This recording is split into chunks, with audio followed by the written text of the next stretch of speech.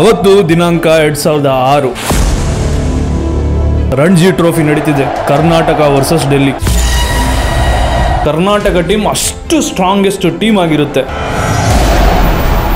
Delhi team ಸೋಲು ಖಂಡಿತ ಅನ್ನೋ ಪರಿಸ್ಥಿತಿಲಿ ಇದ್ದಾಗ ಒಬ್ಬ 18 ವರ್ಷದ ಯುವಕ ಆ ಬೌಂಡ್ರಿಯನ್ನ ದಾಟಿ ಅಖಾಡಕ್ಕೆ ಕಾಲಿಡ್ತಾನೆ.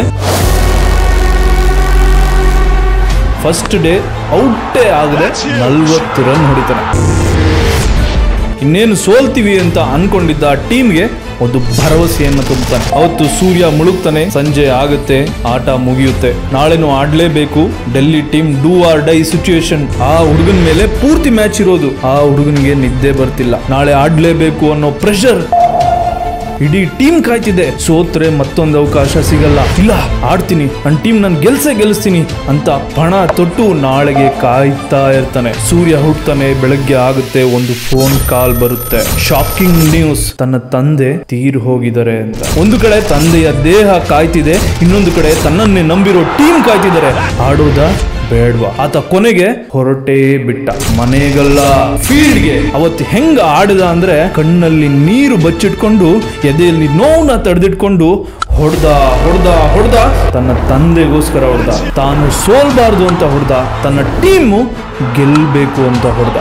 ಅವತ್ತು 90 ರನ್ ಹೊಡೆದು ತನ್ನ ಟೀಮ್ನ ಗೆಲ್ಲಿಸ್ತ. ಅಲ್ಲಿ ಹುಟ್ಟಿದ ಆ ಕಿಚ್ಚು, ಆ ಹುಚ್ಚುತನ, ಆ ಕಮಿಟ್ಮೆಂಟ್, ಆ ಫೋಕಸ್, ಆ ಡೆಡಿಕೇಶನ್, 90 ರನ್ಗಳನ್ನ ಹೊಡೆದು ಟೀಮ್ನ ಗೆಲ್ಸಿದ ನಂತರ ತನ್ನ ತಂದೆಯ ಅಂತ್ಯ ಸಂಸ್ಕಾರಕ್ಕೆ ಅಂತ ಹೋಗ್ತಾನೆ. ಅಂದ್ರೆ ಅಲ್ಲಿದ್ದ ಆ ಫೋಕಸ್ ಅಂತ ಸಿಚುವೇಶನ್ ಅಲ್ಲಿ ನೀವು ಹೆಂಗೆ ಹ್ಯಾಂಡಲ್ ಮಾಡ್ತೀರಾ, ಅದಕ್ಕೆ ಇವತ್ತು ಆ ಕಿಚ್ಚು, ಆ ಹುಚ್ಚುತನ ಒಬ್ಬ ಸಾಧನೆ ಮಾಡಬೇಕು ಅನ್ನೋರ್ಗಿರುವಂತ ಲಕ್ಷಣಗಳು ಇವತ್ತು ಇಡೀ ಪ್ರಪಂಚನೇ ಆತನ ಕಡೆಗೆ ತಿರುಗಿ ನೋಡೋ ತರ ಮಾಡಿದ್ದಾನೆ. ಆತ ಬೇರೆ ಯಾರೂ ಅಲ್ಲ, ವಿರಾಟ್ ಕೊಹ್ಲಿ. ನವೆಂಬರ್ 5, 1988ರಲ್ಲಿ ಡೆಲ್ಲಿನಲ್ಲಿ ಪ್ರೇಮ್ನಾಥ್ ಕೊಹ್ಲಿ ಮತ್ತೆ ಸರೋಜ್ ಕೊಹ್ಲಿ ಅವರಿಗೆ 3ನೇ ಮಗನಾಗಿ ಹುಟ್ಟುತ್ತಾರೆ. ಕೊಹ್ಲಿ ಮೊದಲನೇ ಸಲ ಬ್ಯಾಟ್ ಹಿಡಿದಿದ್ದು ಯಾವಾಗ ಗೊತ್ತಾ? ಅವರು 3ನೇ ವಯಸ್ಸಿದ್ದಾಗ ಮನೇಲಿದ್ದಂತ ಒಂದು ಪ್ಲಾಸ್ಟಿಕ್ ಬ್ಯಾಟ್ ನ ಹಿಡ್ಕೊಂಡು, ಅಪ್ಪ ನೀನ್ ಬೌಲಿಂಗ್ ಮಾಡು, ನಾನು ಬ್ಯಾಟಿಂಗ್ ಮಾಡ್ತೀನಿ ಅಂತ ಹೇಳ್ತಾರಂತೆ. ಅವಾಗ ತನ್ನ ಮಗನಲ್ಲಿದ್ದಂತ ಕ್ರಿಕೆಟ್ ಇಂಟ್ರೆಸ್ಟ್ ನ ನೋಡಿ ತಂದೆ ಆ 3ನೇ ವಯಸ್ಸಿಂದನೇ ಸಪೋರ್ಟ್ ಮಾಡ್ತಾ ಬರ್ತಾರೆ. ಸಣ್ಣ ಪುಟ್ಟ ಗಲ್ಲಿಗಳಲ್ಲಿ ಕ್ರಿಕೆಟ್ ಆಡ್ತಾರೆ. ಅದಾದ ನಂತರ ಕೊಹ್ಲಿ ಅವ್ರ ತಂದೆ ಪ್ರೊಫೆಷನಲ್ ಕ್ರಿಕೆಟ್ ಕೋಚಿಂಗ್ ಗೆ ಸೇರಿಸ್ತಾರೆ. ಕೊಹ್ಲಿ ಅವ್ರ ತಂದೆ ವೃತ್ತಿನಲ್ಲಿ ಒಬ್ಬ ಕ್ರಿಮಿನಲ್ ಲಾಯರ್ ಅಂದ್ರೆ ಎಷ್ಟು ಬ್ಯುಸಿ ಇರ್ತಾರೆ ನಿಮ್ಗೆ ಗೊತ್ತು. ಅಷ್ಟು ಬ್ಯುಸಿ ಇದ್ರು ಕೂಡ ಸುತ್ತಮುತ್ತ ಯಾವುದೇ ಟೂರ್ನಮೆಂಟ್ ನಡೀತಿದ್ರು ತನ್ನ ಮಗನಿಗೋಸ್ಕರ ಆ ಟೂರ್ನಮೆಂಟ್ಗೆ ಕರ್ಕೊಂಡು ಹೋಗ್ತಿದ್ರಂತೆ ಅವ್ರನ್ನ.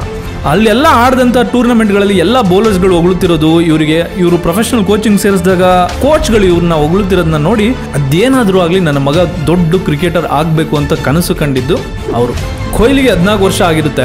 ಅವಾಗ ಅಂಡರ್ 14 ಡೆಲ್ಲಿ ಟೀಮ್ಗೆ ಅಪ್ಲಿಕೇಶನ್ ಹಾಕ್ತಾರೆ. ಇಷ್ಟೊಂದು ಸ್ಕಿಲ್ ಇರೋ ಹುಡುಗನಿಗೆ ಖಂಡಿತ ಸಿಗುತ್ತೆ ಅಂತ ಒಂದು ಭರವಸೆನಲ್ಲಿ ಇರ್ತಾರೆ.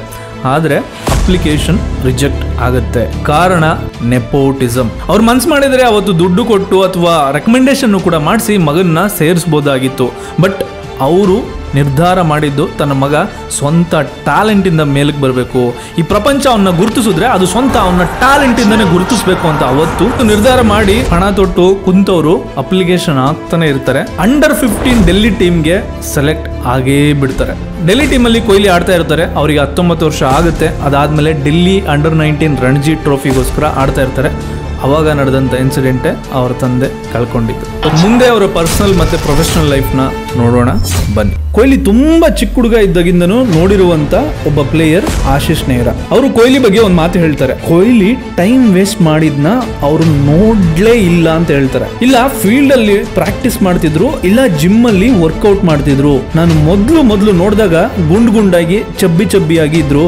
ಆದ್ರೆ ಇವತ್ತು ಪರ್ಫೆಕ್ಟ್ ಫಿಟ್ ಬಾಡಿ ಇರೋ ಅಥ್ಲೀಟ್ ಅಂದ್ರೆ ದಟ್ ಈಸ್ ವಿರಾಟ್ ಕೊಹ್ಲಿ ಅಂತ ಹೇಳ್ತಾರೆ. ಅವರಿಗಿರೋ ಅಗ್ರೆಸಿವ್ ಆಟಿಟ್ಯೂಡು, ಆ ಕನ್ಸಿಸ್ಟೆನ್ಸಿ, ಆ ಹಾರ್ಡ್ ವರ್ಕ್ ಇವತ್ತು ರೆಕಾರ್ಡ್ ಬೋರ್ಡ್ ಗಳಲ್ಲೆಲ್ಲ ಅವರ ಹೆಸರೇ ತುಂಬಿದೆ. ಸೊ ಅವರ ರೆಕಾರ್ಡ್ಗಳನ್ನ ನೋಡೋಣ ಬನ್ನಿ.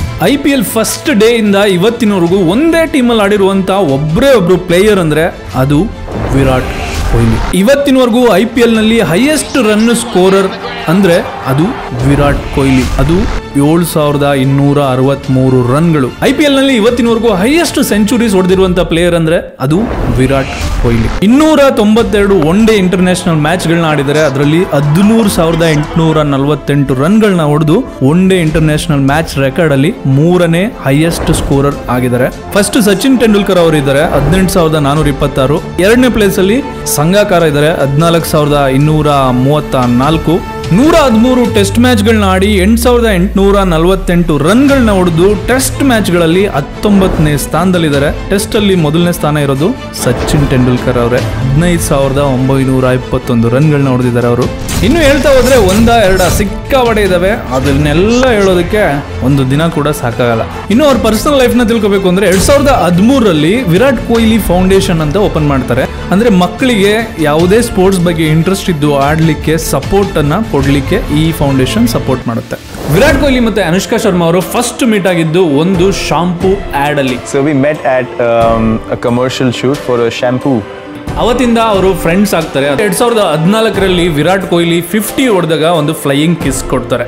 ಅವಾಗ ಎಲ್ಲ ಪಬ್ಲಿಕ್ಕಿಗೂ ಓಪನ್ ಆಗಿ ಗೊತ್ತಾಗುತ್ತೆ. 2014ರಲ್ಲಿ ಇಂಡಿಯಾ ವರ್ಸಸ್ ಇಂಗ್ಲೆಂಡ್ ಮ್ಯಾಚ್ ಅಲ್ಲಿ ಪೂರ್ ಪರ್ಫಾರ್ಮೆನ್ಸ್ ಇದ್ದದ್ರಿಂದ ಮತ್ತೆ 2015ರಲ್ಲಿ ಸೆಮಿಫೈನಲ್ ಅಲ್ಲಿ ಪೂರ್ ಪರ್ಫಾರ್ಮೆನ್ಸ್ ಇದ್ದದ್ರಿಂದ ಎಲ್ಲರೂ ಅನುಷ್ಕಾ ಶರ್ಮಾನ ಕ್ರಿಟಿಸೈಸ್ ಮಾಡ್ತಾರೆ. ಆ ಟೈಮಲ್ಲಿ ವಿರಾಟ್ ಕೊಹ್ಲಿ ಅವರು ಅನುಷ್ಕಾ ಪರವಾಗಿ ನಿಂತು ಅವರು ನನಗೆ ಪಾಸಿಟಿವ್ ಆಗಿ ಸಪೋರ್ಟ್ ಮಾಡ್ತಿದ್ದಾರೆ ಅಂತ ಟ್ವೀಟ್ ಮಾಡ್ತಾರೆ. 2017ರಲ್ಲಿ ಎಂಗೇಜ್ ಆಗ್ತಾರೆ.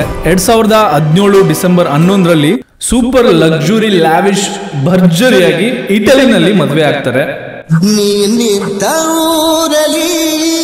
ಅನುಷ್ಕಾ ನನ್ನ ಲೈಫಿಗೆ ಬಂದ ಮೇಲೆ ತುಂಬಾ ವಿಷಯಗಳನ್ನ ಕಲಿಸ್ಕೊಟ್ಟಿದ್ದಾರೆ ಅಂತ ವಿರಾಟ್ ಅವರು ಹೇಳ್ತಾರೆ. Life, she's taught me a lot of things. ಮತ್ತೆ ವಿರಾಟ್ ಫಾರ್ಮ್ ಬರ್ತಾರೆ. ಅದೇ ಫ್ಲೈಯಿಂಗ್ ಕಿಸ್ ನ ಮತ್ತೆ ಅನುಷ್ಕಾಗೆ ಅಫಿಷಿಯಲ್ ಆಗಿ ಕೊಡ್ತಾರೆ. ಸಾಧನೆ ಮಾಡೋ ದಾರಿನಲ್ಲಿ ಪ್ರತಿಯೊಬ್ರು ಕೆಳಗೆ ಬಿದ್ದೇ ಬೀಳ್ತಾರೆ. ಆದ್ರೆ ಕಮ್ ಬ್ಯಾಕ್ ಹೆಂಗಿರ್ಬೇಕು ಅಂದ್ರೆ ವಿರಾಟ್ ಕೊಹ್ಲಿ ತರ ಇರಬೇಕು. 2021ರಲ್ಲಿ ಒಂದು ಕ್ಯೂಟ್ ಲಿಟಲ್ ಬೇಬಿ ಹುಟ್ಟುತ್ತೆ. ಆ ಮಗುವಿನ ಹೆಸರು ವಮಿಕಾ. ರೀಸೆಂಟ್ ಆಗಿ ಅವ್ರಿಗೆ ಒಂದು ಗಂಡು ಮಗು ಆಯ್ತು. ಆ ಮಗುವಿನ ಹೆಸರು ಅಕಾಯ ಅಂತ ಇಟ್ಟಿದ್ದಾರೆ. ಸೊ ಇದು ಅವರ ಪರ್ಸನಲ್ ಲೈಫು, ಪ್ರೊಫೆಷನಲ್ ಲೈಫು. ಇನ್ನು ಫ್ಯೂಚರ್ ಲೈಫ್ ಹೆಂಗಿದೆ ಅಂತ ಯೋಚನೆ ಮಾಡಿದ್ರೆ ದ ಬ್ಯೂಟಿ ಆಫ್ ಕ್ರಿಕೆಟ್. 35 ವರ್ಷಕ್ಕೆ ಇಷ್ಟು ದೊಡ್ಡ ಸಾಧನೆಗಳನ್ನ ಮಾಡಿದ್ದಾರೆ, ಕೋಟಿ ಸಂಪಾದನೆನ ಮಾಡಿದ್ದಾರೆ, ಕೋಟಿ ಹೃದಯಗಳನ್ನ ಗೆದ್ದಿದ್ದಾರೆ. So the moral of the story is ಯಾವುದೇ ಒಂದು ಸಾಧನೆ ಮಾಡಬೇಕು ಅಂದ್ರೆ ಅವ್ರಿಗಿರ್ಬೇಕಾದಂಥ ಆ ಕಮಿಟ್ಮೆಂಟ್, ಆ ಫೋಕಸ್ ಮತ್ತೆ ಯಾವ ಟೈಮಲ್ಲಿ ನೀವು ಯಾವ ಡಿಸಿಷನ್ ಮಾಡ್ತೀರಾ, ಎಷ್ಟು ಬೇಗ ರಿಸ್ಕ್ ತೊಗೊತೀರಾ, ಎಷ್ಟು ಚಾಲೆಂಜಸ್ಗಳನ್ನ ಫೇಸ್ ಮಾಡ್ತೀರಾ, ಅದ್ರ ಮೇಲೆ ನಮ್ಮ ಲೈಫ್ ನಿಂತಿರೋದು. ನೆಕ್ಸ್ಟ್ ಯಾರ ಬಗ್ಗೆ ವಿಡಿಯೋ ಮಾಡಬೇಕು ಅಂತ ಕಮೆಂಟ್ ಮಾಡಿ. ಮೋಸ್ಟ್ ಕಮೆಂಟ್ ಯಾರ್ದು ಬರುತ್ತೆ ಅವ್ರ ಬಗ್ಗೆ ವಿಡಿಯೋ ಮಾಡ್ತೀನಿ. ಈ ವಿಡಿಯೋನ ನಿಮ್ಮೆಲ್ಲ ಫ್ರೆಂಡ್ಸ್ಗಳ ಜೊತೆಗೆ ಶೇರ್ ಮಾಡಿ. ಈ ಥರ ವಿಡಿಯೋಗಳನ್ನ ನೋಡಬೇಕು ಅನ್ಸಿದ್ರೆ ಸಬ್ಸ್ಕ್ರೈಬ್ ಮಾಡೋದನ್ನ ಮಾತ್ರ ಮರಿಬೇಡಿ. ಪೀಸ್.